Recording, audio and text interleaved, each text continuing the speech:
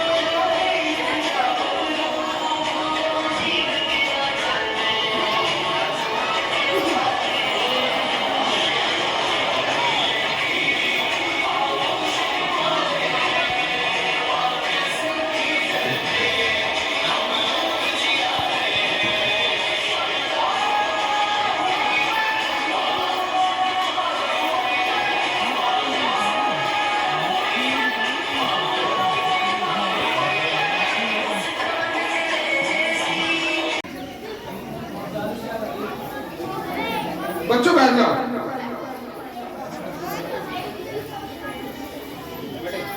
आज के इस बहुत ही सुंदर कार्यक्रम में उपस्थित सम्मानित साथियों व प्यारे बच्चों,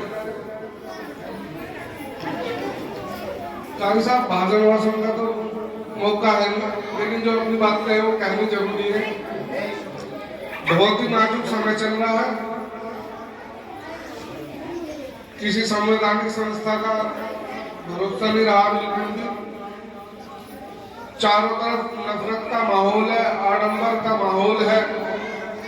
तो मैं तो कहना चाहूंगा बहुत ही संभल के चलने की जरूरत है। देखिए, समय की एक खासियत होती है, समय कितना भी अच्छा हो कितना भी बुरा हो बीत जाता है। और मैं तो कहूंगा ये समय बीत गया, बहुत जल्द समय बदलने वाला है। अभी 31 तारीख को 5 लाख आदमी जाकर संसद घेरेंगे और क्या बोलते हैं चुनाव आयोग घेरेंगे। और मैं समझता हूं इस बार चुनाव से पहले या तो ईवीएम हट जाएगी या फिर जो एक उसके अल्टरनेट में दूसरी मांग है वो पर्चे मिलेंगे, जो हमने वोट डाली वो प्रिंटेड आएगा, वो डलेगा वो ही गिना जाएगा। तो वो भी फिजिकल है, फिजिकल से मतलब छू सकते हैं, देख सकते हैं, महसूस कर सकते हैं। बाकी मशीन के अंदर क्या हो रहा है वो तो किसी को पता चलता नहीं। खैर चलो, वो तो राजनीतिक मसले हैं। बच्चों, आज 26 जनवरी का दिन है। इस दिन जो कैसे हमारा देश चलेगा, क्या क्या नियम कायदे होंगे, वो संविधान के रूप में बाबा साहब भीमराव अम्बेडकर जी ने हमें दिए और आज के दिन 1949 में क्लिंचस में वो लागू हुए। और जैसा आज ये कार्यक्रम है, ये ऐसे कार्यक्रम होने बहुत जरूरी है। एक तो देशभक्ति की भावना बढ़ती है। मैं ओरिजिनल वाली देशभक्ति की बात कर रहा हूँ, जो देशभक्ति आजकल चल रही है उसकी बात नहीं कर रहा।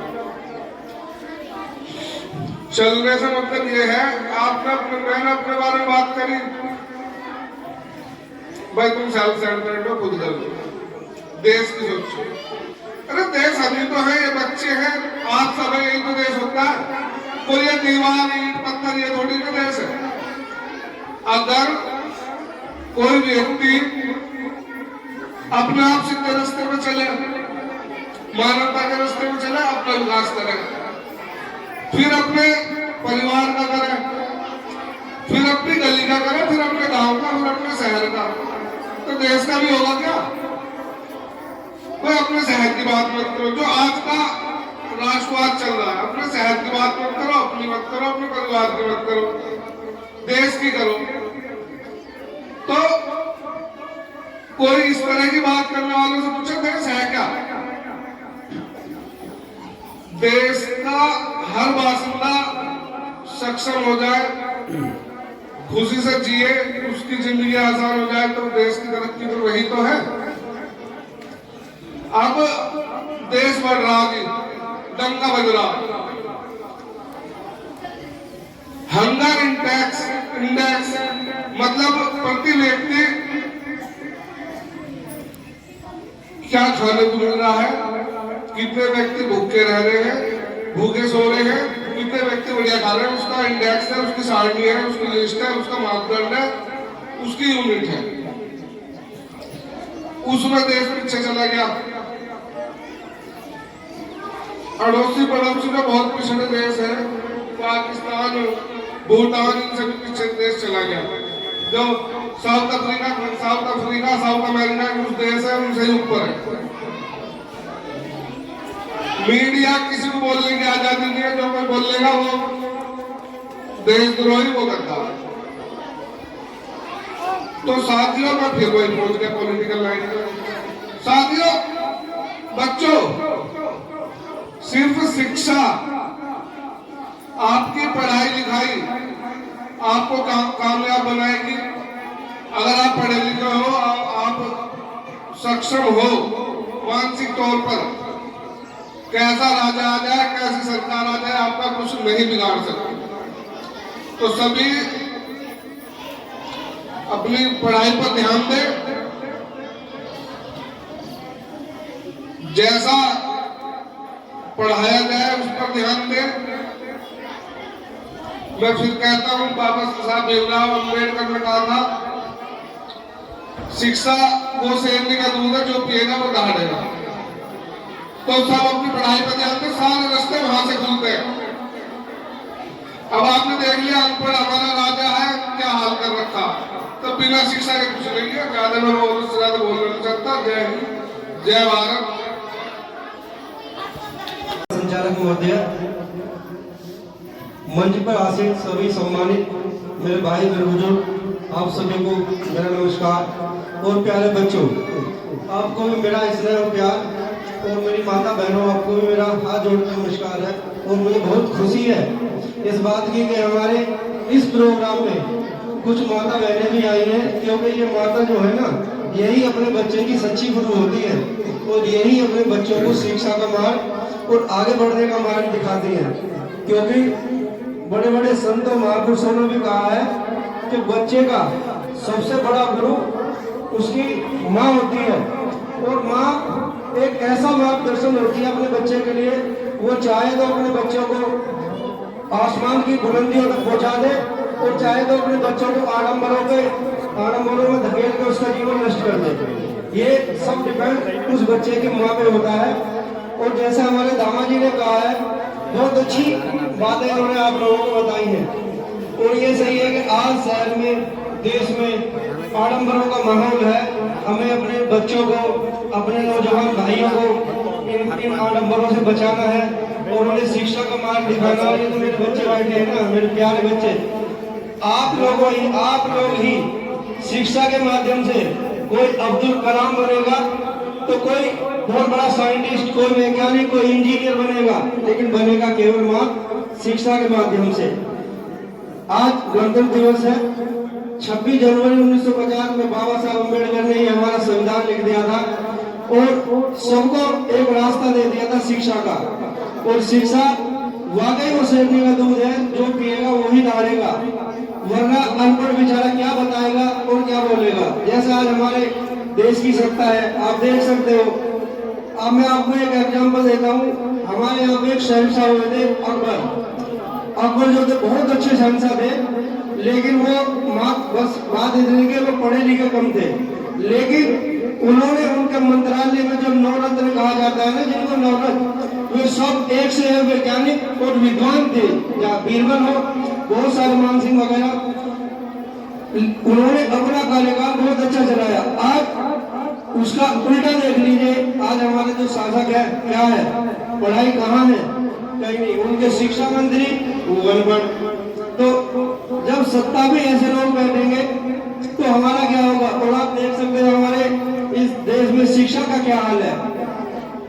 शिक्षा मैं मानता हूँ कहीं बची नहीं, इतनी झकझोर दी गई है कि आप चाहकर भी कुछ नहीं कर सकते। लेकिन फिर भी मैं एक ही बात कहूंगा कि सत्य यही है कि शिक्षा से बड़ा हथियार हमारे पास में कोई नहीं है। शिक्षित रहो, समझे रहो, संघर्ष करो, और शिक्षित आदमी ही अपनी बात को बोलेगा। क्योंकि दामाजी ने आपके सामने बात रखी है ना, क्योंकि दामाजी एक शिक्षित व्यक्ति है। मैं भी थोड़ा बहुत पढ़ा लिखा हूँ, मैं इतना विद्वान नहीं हूँ, लेकिन वही आदमी आपको बोलेगा। लेकिन मैं उन्हें आप लोगों से आग्रह करता हूँ बच्चों कि शिक्षा पे बहुत ज्यादा जोर देना है।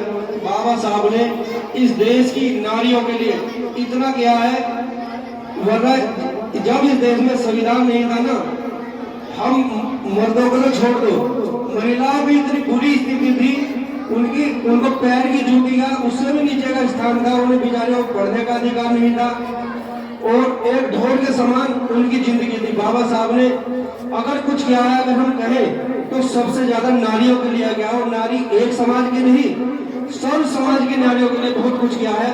और आज हमारे देश की नारी इंजीनियर है, पायलट है, और सबसे बड़ी बात यह है कि आज हमारे देश की जो राष्ट्रपति है ना, वो भी एक महिला है। और वो महिला कहाँ से आई है? इसी संविधान से निकल कर आई है। और संविधान बहुत ही सुंदर संविधान है। और ये आज जो है ना, ये हमारा महापर्व है, हम इसको महापर्व कह सकते हैं। इससे बड़ा हमारे लिए कोई पर्व नहीं है। अभी पीछे आपने देखा कोई ढोंगे ने क्या पर्व मना दिया, क्योंकि वो ये शिक्षा नहीं है तो करेगा, और उसी डोर में सब भागे चले जा रहे हैं। और मैं आप लोगों को फिर बच्चों से यही उम्मीद करूंगा, आप पढ़ो लिखो और बहुत अच्छे बच्चे बनो और अपने माँ बाप का नाम रोशन करो। जब आप अपने माँ बाप को रोशन करोगे तो हमारे देश का नाम स्वामी रोशन हो जाएगा। धन्यवाद।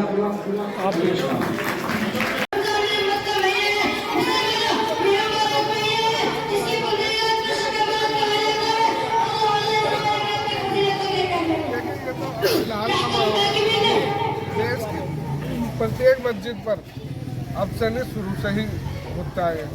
तो मैं तो कहता हूँ संविधान को सही रूप से मानने वाले आदमी जिनकी सरकार है फिलहाल, ये मानने वाले नहीं। इनकी नज़र में तो सबसे ज़्यादा इस समय संविधान खटक रहा है। आडम्बर चल रहे हैं, झंडे फहराए जा रहे हैं और राष्ट्रगान भी सब जगह गाया जा रहा है, लेकिन इनकी नज़रों में सबसे ज़्यादा ये खटक रहा है संविधान। और इनका बस चले तो काम होने से पहले अभी संविधान कांग्रेस मैं देख रहा हूँ जैसे कि झंडा फहराया जा रहा है, बड़े उससे यहाँ 26 जनवरी मनाई जाती है। देखिए हर मस्जिद पर आपने देखा बच्चों ने कार्यक्रम किए। फिर वही बात, जो असली राष्ट्रभक्ति है, जो असली राष्ट्रभक्ति की भावना है, वो इन लोगों में है, इन बच्चों में। जैसे कि कहा जाता है कि ये हिंदुस्तान के नारे नहीं लगाते या किसी तरह की अफवाह है, तो क्या ये इस पर आप कुछ बोलेंगे? नहीं, यहाँ पर मुझे आधा घंटा हो गया, हर तरह के नारे लग रहे हैं। अब अबकारी साहब से जी, बताएंगे आपको। मेरा नाम मोहम्मद आरिफ चौधरी, अध्यक्ष कमेटी शाही जामा मस्जिद मोदी नगर गाजियाबाद। ये मैं एक बात नहीं कर रहा हूँ जी, हिंदुस्तान में कितने मदरसे और कितनी मसाजिद है, कोई ऐसी जगह नहीं है। हम भी जो जनता के जो मनों में बहम है इसको दूर करना चाहते हैं, जो नफरत है इसको कम करना चाहते हैं। मैं ये कह देना चाहता हूँ कोई जगह ऐसी नहीं है। तमाम मुसलमान और तमाम मदारिस में झंडे लहराए जाते हैं और तमाम जगह प्रोग्राम होते हैं। ऐसे कोई जगह नहीं जहाँ प्रोग्राम नहीं होते। हिंदुस्तान जिंदाबाद, जिंदाबाद, जिंदाबाद, हिंदुस्तान जिंदाबाद, हिंदुस्तान जिंदाबाद, हिंदुस्तान जिंदाबाद। जय हिंद। आप लोग देख रहे हैं कि ये लोग बाग इतने अच्छे तरीके से 26 जनवरी मना रहे हैं और इन्होंने अपने बच्चों को जो इतने अच्छे तरीके से यहाँ भेजा गया है, तो हमें नहीं लगता कि इनके देश में जरा सा भी कोई मनभाव हो। देखिए, संविधान के लागू होने से पहले अल्पसंख्यकों की तो जब भी रियासतें थी मजबूत थे।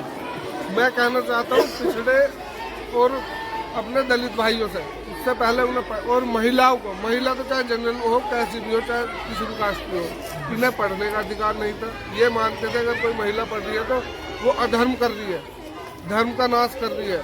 ये तो बाबा साहब भीमराव अंबेडकर की देन है कि महिलाएं पढ़ी, आज पायलट है, प्रोफेसर है, प्रिंसिपल है, फोर्स में है, सब जगह है, राष्ट्रपति तक हमारी महिला है। आपको क्या लग रहा है देश किस तरफ जा रहा है?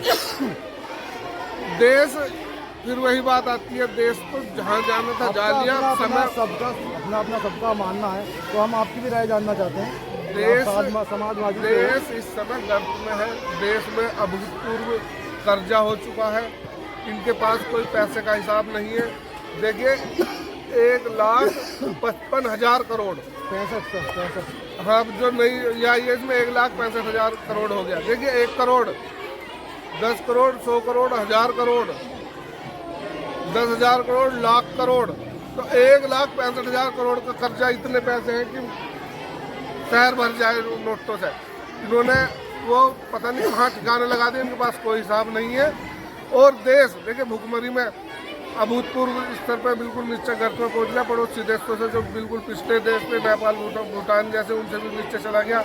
प्रेस इंडेक्स, प्रेस को क्या किसी को भी अपनी बात रखने का अधिकार नहीं है। अगर मैं तो कहना चाहता हूँ, अगर अंग्रेज भी इसी मानसिकता के होते हैं ना जिस मानसिकता के ये है, तो हम आज़ाद ना होते। कोई अंग्रेजों ने कोई तीर थोड़ी चलाए, गांधी जी ने कोई तीर थोड़ी चलाए अंग्रेजों के खिलाफ। यही तो थे, अनशन, विरोध किया, धरने दिए। अगर अंग्रेज भी इनकी तरह धरने प्रदर्शनों को, विरोध को मान्यता ना देते, उनका सम्मान ना करते, तो कौन गांधी जी को पूछ रहा? ना हमें आज पता होता गांधी जी कौन है। लोकतंत्र की खूबसूरती यही है, लेकिन ये मानते नहीं। तो यही है, दौरे दुश्मन है, ये भी निकल जाएगा। सारे दौर बीत गए। अभी मैंने कहा था समय की खासियत यही है कि समय बीत जाता है। अब 24 में ईवीएम पर भी बड़ा फैसला आने जा रहा है। हम 31 तारीख को 5 लाख आदमी लेकर दिल्ली पहुंच रहे हैं। संसद घेरेंगे और चुनाव आयोग घेरेंगे। तो अब कुल मिला कहने का मतलब ये है कि हमें उम्मीद नहीं खोनी है। समय बदल रहा है, जैसे पहले सब भाई बंदगी से रहते थे वही समय आने वाला है। मैं भी देख रहा हूँ कि देश का जो मुसलमान है वो देश के हित में, जैसे 22 तारीख को भी अगर राम मंदिर का उद्घाटन हुआ, उसको लेकर भी आप लोग जो 26 जनवरी मना रहे हैं, एक दिखाने वाली बात है। सर, आप कुछ कहना चाहेंगे? तो 26 जनवरी का प्रोग्राम हम किसी को दिखाने के लिए नहीं करते। देशभक्ति हमारे खून के अंदर है और वो हमें अब नहीं, हमारे पुरखों से मिली आई है। देश जब जब आज़ाद हुआ है, देश को जब जब जरूरत पड़ी है, हमारी कौम ने और पूरे हिंदुस्तान के लोगों ने देशभक्ति के लिए और अपने देश को की हिफाजत के लिए सबसे आगे कुर्बानियाँ दी हैं। आज भी अगर जरूरत पड़ेगी तो अपने खून का एक एक कतरा अपने खून का मुसलमान कौम देने के लिए तैयार है। कोई इसको पीछे न समझे, अजमा के देख ले कहीं भी। देश पर जब भी बात आएगी, हमारे देश का मुसलमान सबसे अगली सब में खड़ा मिलेगा इंशाअल्लाह। मेरे साथ देखना रहो, हिंदुस्तान जिंदाबाद, हिंदुस्तान जिंदाबाद, जय हिंद, जय जय भारत।